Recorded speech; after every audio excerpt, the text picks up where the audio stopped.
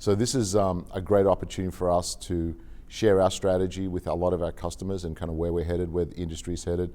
But it's also an opportunity for us to hear back from them what they see. So it's really just kind of a great collaboration environment.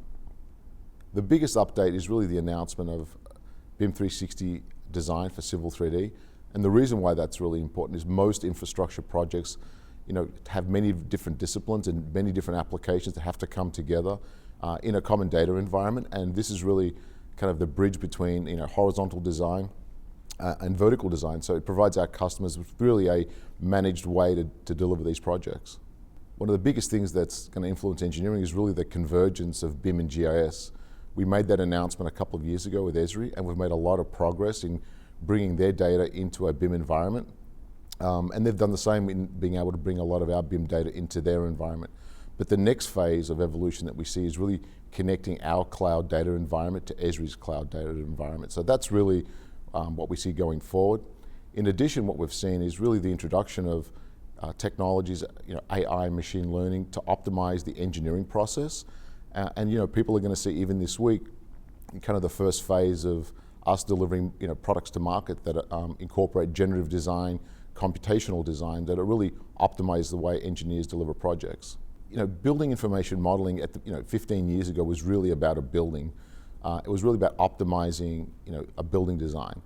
I think what's changed in the last 10 years has been the fact that building information modeling now it's about building an information model. And it doesn't really matter whether it's a building, a road, a bridge, a highway, a plant. It's really about an optimized process for project delivery. So it's about the seamless movement of information from planning to design to construction and ultimately to operations and maintenance.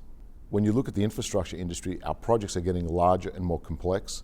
The demand for more infrastructure continues to grow. I think today, you can see there's $1 trillion infrastructure gap that's happening and getting bigger every year. We have less engineers to really do the work. So when you think about the trends, the reality is we have to find better ways to deliver these projects. So we have an opportunity by incorporating building information modeling into infrastructure projects to reduce time and minimize cost and eliminate risk. I think the biggest recommendation is for engineers to be open to change. I think in order to really move to building information modeling, it requires change. So if engineers are open to change and are open to adopting technology, I think we have an opportunity to really accelerate the adoption of building information modeling in the industry and ultimately solve some of the problems that I've talked about previously. I think one of the biggest changes is really changing process and adopting technology. I think as a structural engineer, for example, that I am, I have to look at an alternative way to do my work.